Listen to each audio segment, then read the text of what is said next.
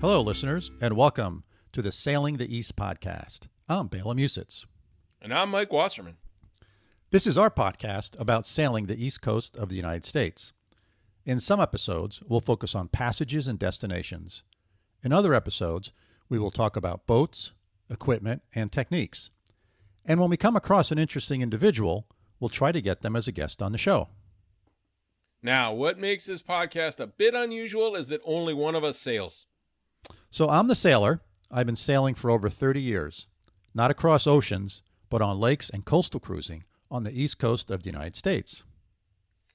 And I really don't know much about sailing at all. I've done a little bit of sailing, but generally I'm known for breaking boats, not enjoying the ride. But I'm going to ask most of the questions Bela's going to try to answer. Now, today, Bela, as usual, you've come to expect from me, I am full of questions. Okay? Now, this one comes from something that came up in one of my classes that I teach. And it just happened last week, as a matter of fact. So this semester I'm teaching project management. And honestly, this is not my favorite subject to teach.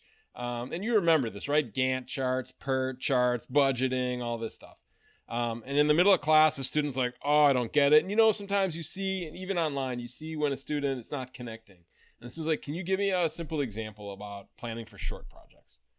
And I must have been, Bela, your ears were probably ringing. I must have been thinking about you and thinking about our podcast. And I said, well, let's talk about planning for a 4-day sailing trip. And I have no idea where that came from, honestly. But it just popped into my head. And I was like really proud of myself for thinking on my feet, right? Which is the mark of a good teacher, right? And then I realized, damn, I don't really know anything about planning a sailing trip. Okay. Now, luckily, several of my students were pretty good sailors. So the example worked. They carried the load. Okay. But I thought, Bela, let me ask you the same question. How do you plan your sailing trips? So let's use my classroom example and say that I want you to help me plan for a 4-day sailing trip. What advice can you give me about how I should go about the planning process? That's a good question, Mike, and I think it's different for everyone.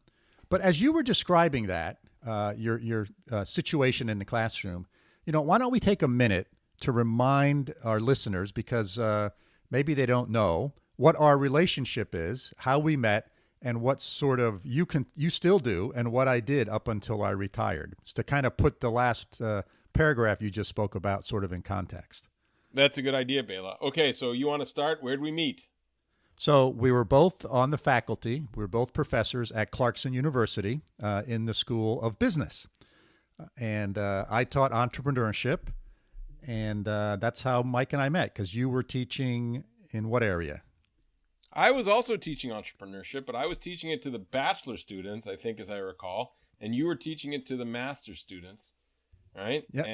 And that's kind of how we connected. And then you, I think, started teaching venture capital to the bachelor students, right? That was kind of a new thing for you. A new course I developed, right? Yeah. And that's how we kind of connected. And then, we just started hanging out. I mean, right? We just had coffee a couple of times. This was before you even started to drink coffee. Remember? That was like your big thing, right? That's right. You're the one who got me into it. Yeah. And now it's a habit, right? It's like entry drugs, right? But yeah, so then at this point, you and I worked together for, I don't know what it was, a couple of years, right? And worked on some curriculum development projects and hiring and all kinds of things. And then I got this kind of crazy idea to move to Germany. And so we wanted to keep in touch. And I was like, well, Bela, let's work on a paper. Let's go teach a class or something. And you said, I've got this crazy idea. Let's do a podcast together. I love podcasts. And I'm like, I've never listened to a podcast in my life. You're like, what? But what do you do when you go running? I'm like, Bela, I don't run. I barely walk. Okay. But, and you're like, really? You don't listen? I never listened to a podcast. But what I want, let's try it. And let's do it. I'm like, okay. So it's really been kind of our way to stay connected. So I moved to Germany, and then I think, a year or 2 years later, you retired. And so we use this as kind of our weekly talk about things that are interesting to us and keep connected and keep curious. And we've been doing it now for a couple of years, and it's fun. Yeah. Actually, Mike, we've been doing it for almost 4 years. Our first podcast, which was, so we started our podcast on entrepreneurial activities, entrepreneurship, called The Unconventional Path. We have over 125 episodes. That's still out there, and we're still adding episodes. And then about a little less than a year ago, I think 9 months ago, had this idea of starting the Sailing the East podcast. And I talked you into that one as well. And not only, at least by now, you knew something about podcasts, but you knew nothing about sailing. So we thought that would be sort of interesting. And here we are. So that's just a little ignorance is bliss could be our subtitle for me, sort of a brief synopsis of sort of how we got there. So just wanted to put that into context. So I retired, so I'm a former professor. You're still teaching. And, I'm working hard. I'm working hard enough for both of us, Bela. You are. Yeah. You're right about that. So let's get back to the topic at hand. So how do you plan a trip? So with any good project planning, the first thing we need to determine is some important or key parameters, right? We need to figure out what the boundary conditions are. So for example, do we want to start and end in the same location? So is it sort of, is our trip going out and back to the same place we started? Or are we going from point A to point B? So that would be question number one, Mike. Okay. I think out and back, right? Let's kind of keep it simple. And I mean, I'm not going a long distance and I'm not going to fly back. So I want to go to point A, come back, leave from point A, come back to point A. How's that? Okay. Good. So that's important to know. So we're going to do some kind of a loop or some kind of out and back. Mm-hmm. And how many hours per day do you want to sail? So for example, some people like to sail 10, 12 hours because it's all about sailing for them. For other people, they like to sail for part of the day and then they like to stop someplace and either go swimming or go fishing or go hiking or go exploring a town, etc. So what are you sort of thinking of for sailing, number of sailing hours per day? Well, I'm not a 10-hour a day sailor, so let's go with 4. I think that's about the most I can handle. And then I can kind of spend the rest of the day hanging out and going to shore or cooking or eating or reading or doing whatever it is that I do. Nothing too, I live a low velocity lifestyle, right? Nothing too radical. No scuba diving, no parasailing, none of those things. But let's do 4 hours of sailing and maybe the rest, kind of relaxing. Okay, that's great. So out and back. So we'll probably do 4 days. We'll go out and back, and we're going to average about 4 hours of sailing per day. So for planning purposes, I like to sort of estimate that we can do 5 knots is our average speed on the boat. So a knot is a little faster than a mile per hour. So we're doing 5 knots. So in 4 hours, that means we can go approximately 20 nautical miles. So now, and remember, we don't always sail in a straight line. Sometimes there's land in a way, so you got to go around land and stuff like that. But we're gonna, yeah. Can I ask another dumb question? Yeah, sure. Where does the word knots come from? Right, I realize it's a little more than a mile an hour, but why do we not use miles per hour in sailing? And where does the word knot come from? And it's K-N-O-T. I mean, I know that it's not N-O-T. That's right. It's K-N-O-T. And if I was really quick on the keyboard, I'd Google this, but I may not be right about this, and maybe one of our listeners can correct me and give the precise response. But as with most things, if I don't know the answer, I make something up. But I think it has to do with the old days. They had a rope that was a certain length, and they actually tied knots in the rope, and they would drift it out behind the boat, and the number of knots that went out behind the boat over a certain period of time was how fast they were going. But I don't know if that's correct or not. Bela, but it sounds good, doesn't it? No. You're exactly right. I felt bad because I broke one of the cardinal rules of podcasting, which is I threw you a curveball. It was totally ad-libbed question, and I Googled it while you were talking, and you're absolutely right. And this is according to the National Oceanographic, the NOAA, whatever they say. I should know that. My friend works for them. The National Oceanographic and Atmospheric Authority? What's the second A? Center. Shoot. Oh, atmosphere.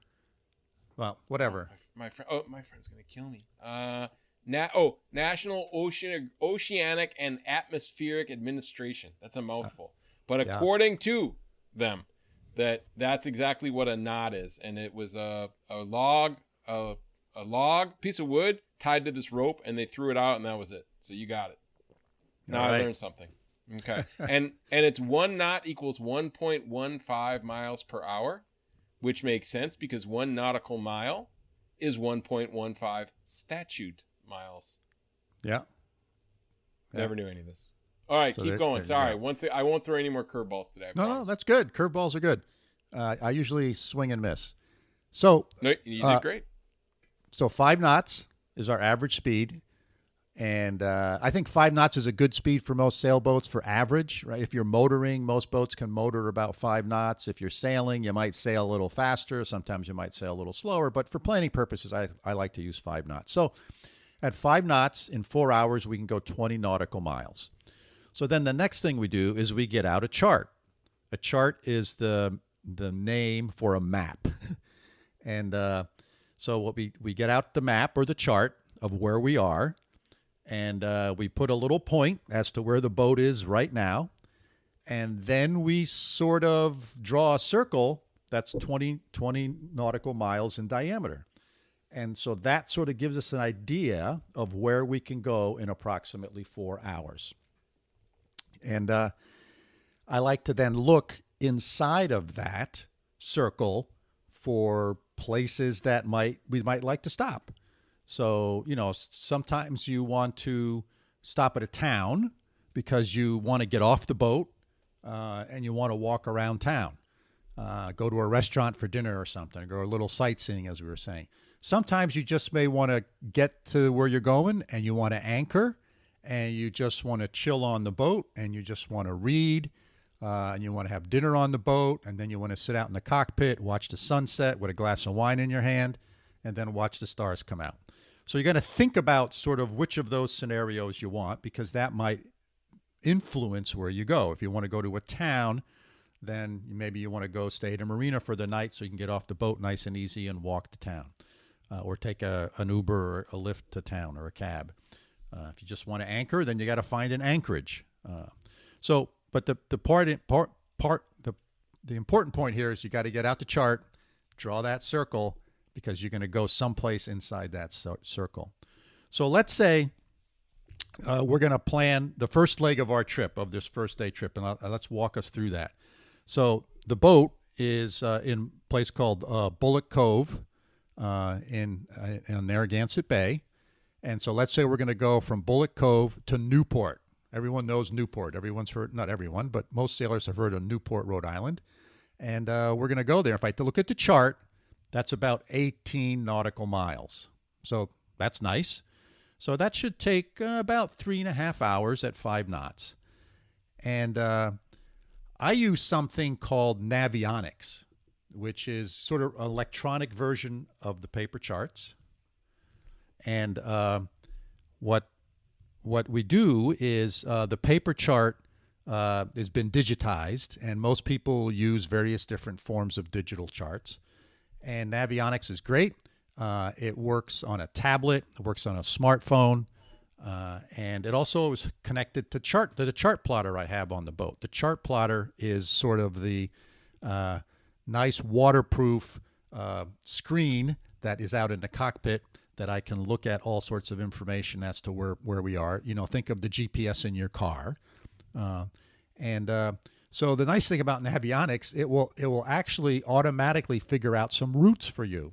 So if you put in a starting point and an end point, and you enter the parameters of your boat, meaning how fast it goes, the amount of draft it has, the depth of water it needs, any other parameters that are important, it will automatically figure out a nice, safe route for you.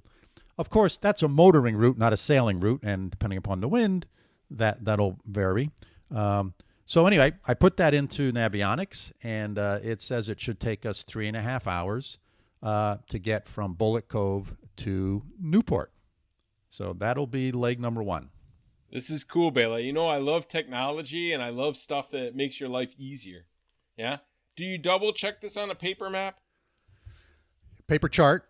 Yeah. Use the right terminology. So sorry, chart. Yes, yeah. I have paper charts, and I'll tell you, I still like paper charts because on a nice big 2 foot by 2 foot piece of paper, I can get a big picture of where I am and where I'm going. It's just like every once in a while, I still like paper maps in the car because no, even if I zoom out on my GPS, I still don't get a good sort of overall view.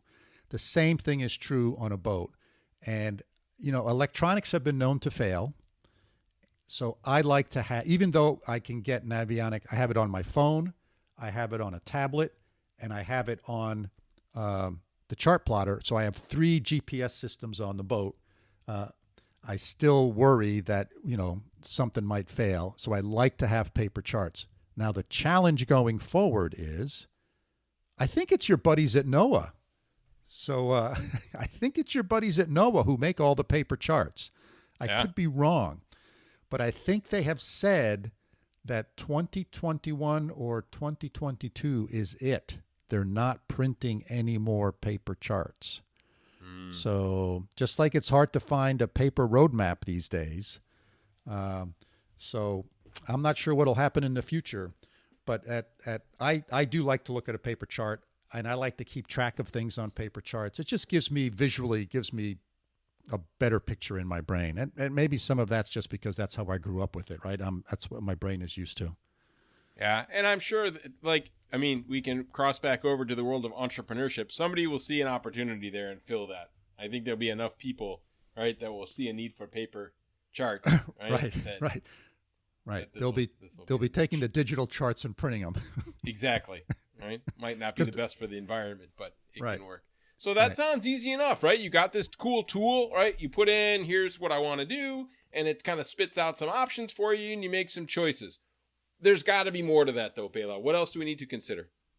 Okay, so there's a couple of other things that can impact the trip.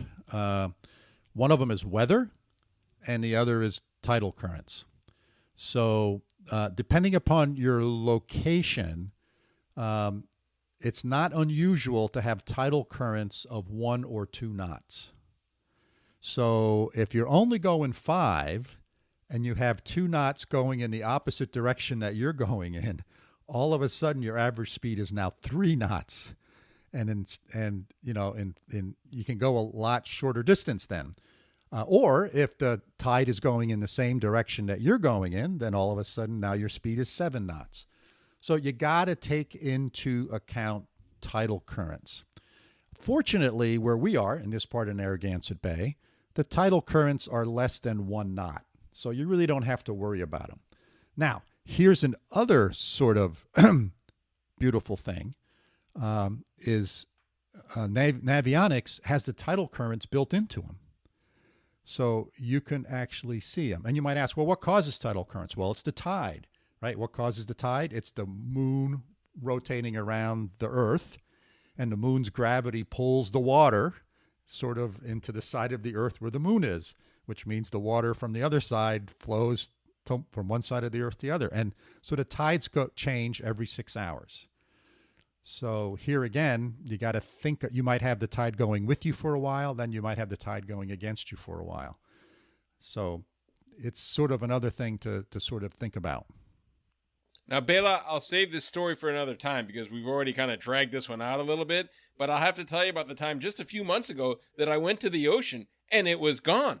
The whole thing, okay, because of the tides. So I get it that these tidal currents can be pretty strong, okay? So this is cool. The Navionics can figure this out for you, but can you figure it out without the Navionics, without the digital tool? Yeah, so the new school is Navionics or other electronic tools that will show you the tides. It'll actually show the current, the height of the tide, etc. Old school is there's actually tide chart books. So think of like an almanac type book with a date in it on each page. And you can look up a location and a date and a time, and it'll tell you when high tide is and when low tide is and sort of when the max current is. So that's sort of the old school way of doing it. And again, we're sort of moving to, the new school stuff, which is electronics. And the great thing about tides is they're very predictable because people know how long it takes the moon to go around the earth. And so it's not something that you got to kind of figure out. Now, like you said, in some parts of the world, like where you're at, you can have tidal drops or changes of 20 feet or more.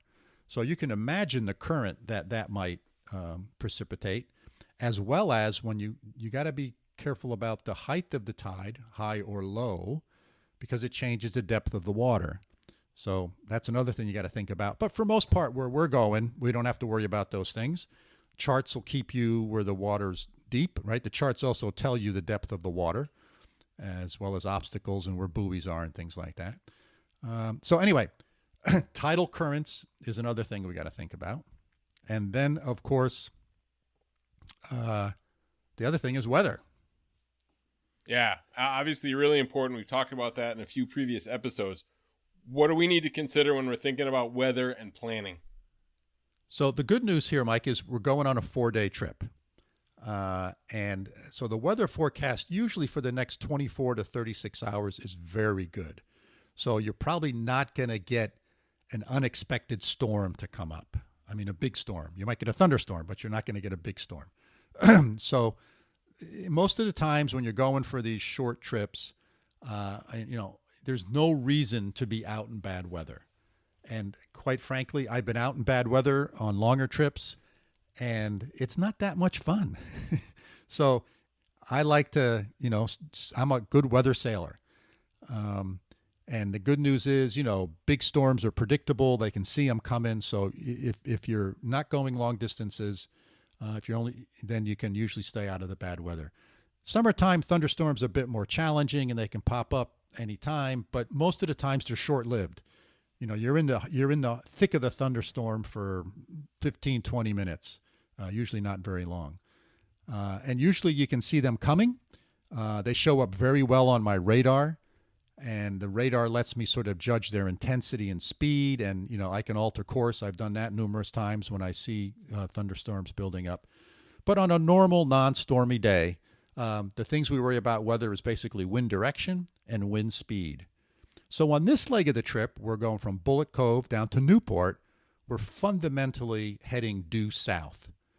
So as long as the wind is not from the south, we're okay. Because remember, on a sailboat, you can't sail directly into the wind. On our sailboat and on most sailboats, approximately, you have to be at least 30 degrees off the wind. So there's this 60-degree window in which you cannot sail.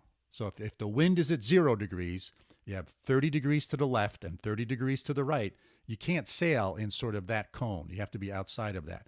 So if we want to go south and the wind is blowing from the south, we have to sail 30 degrees towards the west.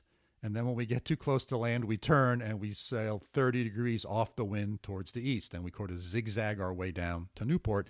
And of course, that makes for a longer sail because you're not sailing a straight line. So you're not going to get as far in a certain period of time. And wind speed. So wind direction is important. If the wind is in any other direction besides due south, we're in good shape. If it's east, west, north, we love it. Now the wind speed is also a factor. Wind speed of 7 to 15 knots is very comfortable. As the wind picks up, a couple things happen. The boat tends to lean over more, and that can be uncomfortable for some people. Also, the waves get bigger because what makes waves is the wind, believe it or not. So when you got 15 knots of wind, the waves can start developing. And again, this depends on the size of the body of water. Narragansett Bay is not huge, so you're not going to get big waves out there. That's going to impact our boat, really. We have a 45-foot boat, so it's not going to really impact us that much for the most part.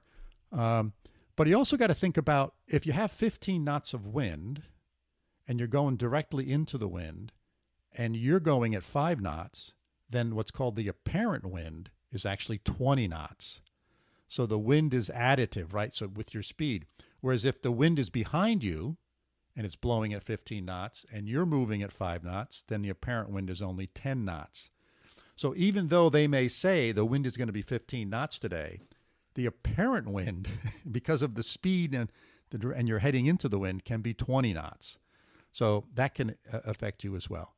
And most sailboats, as the wind increases, have a way, a method for making their sails smaller, so reducing the sail area. So the wind, as the wind increases, you need less and less sail area. And actually, as boats lean over more and more and more, they actually become less efficient. So you don't want the boat to be leaning over a lot. So you can reduce the sail area. And on our boat, the way that works is we have two sails on the boat, the jib and the mainsail, and both of them sort of roll up like a window shade. So I can roll part of the sail up or a portion of the sail up to make it smaller, so the boat behaves better as the wind increases. And other boats have various different ways of doing that. So that's another really, really important thing. Now, you might say, yeah. Bela, if I remember correctly, isn't that called like reefing or something like that? Isn't there a technical term for that? There is. You're exactly right, Mike. It's called reefing. It's called reefing the sails. And usually at 15 knots is when I start thinking about reefing my sails. Right? And at 20 knots, I'm definitely reefing my sails. It just gets uncomfortable. The boat's heeling way over. And again, it's 20 knots of apparent wind, which may not be true wind. Right? So anyway, very good.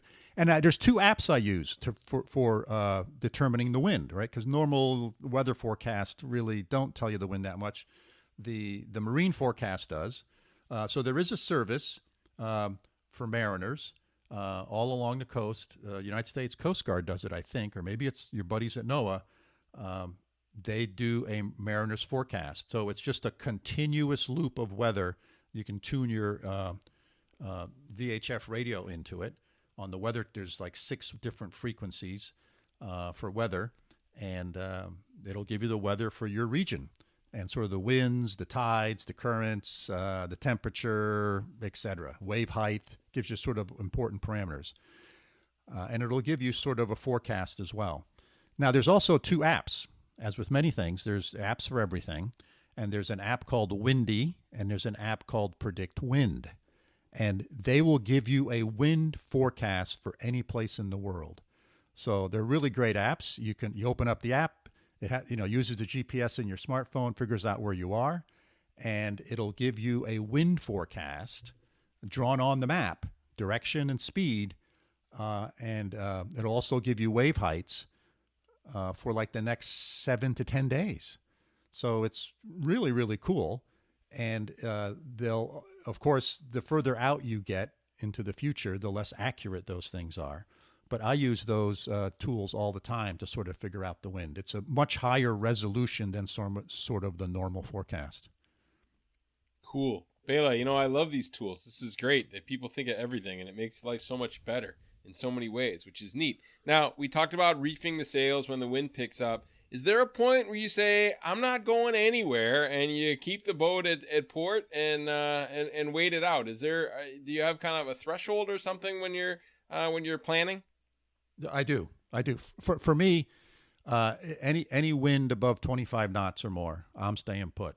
Okay. Any sustained apparent wind. That's right, apparent wind. So okay. If the wind is from the direction I want to go in, it's additive. So 25 knots or more, I'm going to stay put.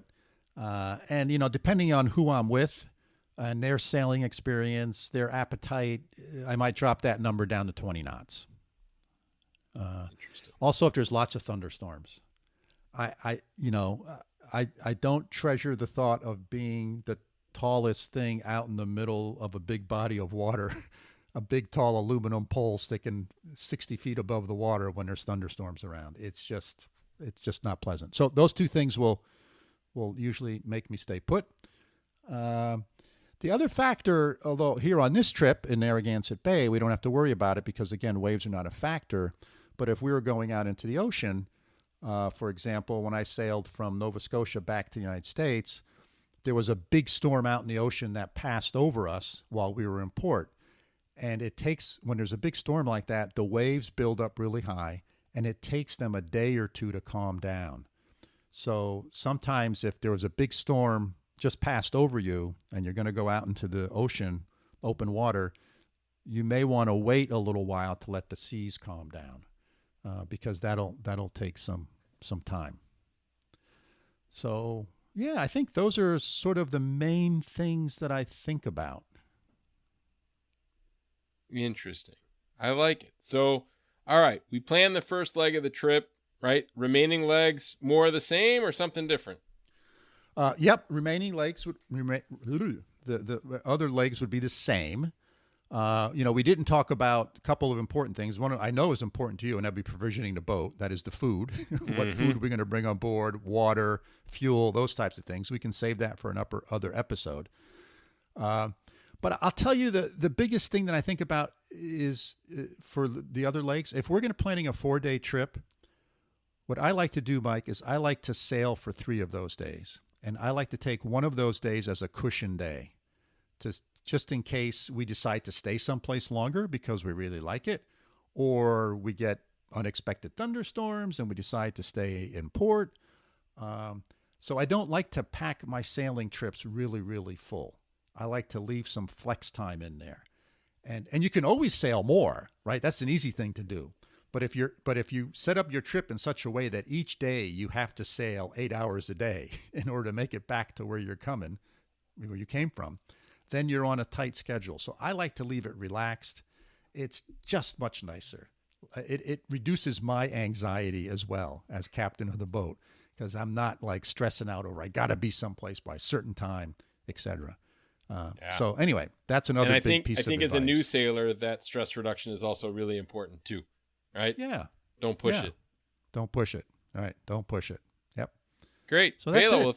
Yeah, thanks. I learned a lot about planning a trip. I mean, you really went through the basics with me, which is cool. We need to kind of first start with figuring out exactly what kind of trip we want, and then using the software or a paper chart, right, to kind of figure out your circle, look at some different options and plan it, understanding weather, tides, and looking at winds, I think are all part of the task at hand. But to me, this was a great introduction to planning for a trip. And now I feel like next semester, when I talk about short planning experiences, I can with confidence use sailing as an example and not feel like I've exposed myself as a complete fraud.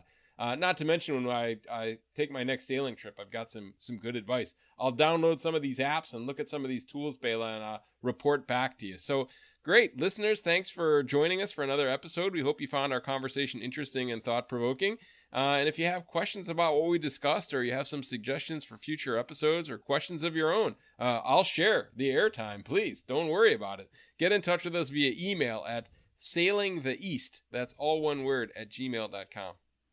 And if you enjoyed the podcast, it'd be great if you hit that follow button in your podcasting app, or better yet, tell a friend.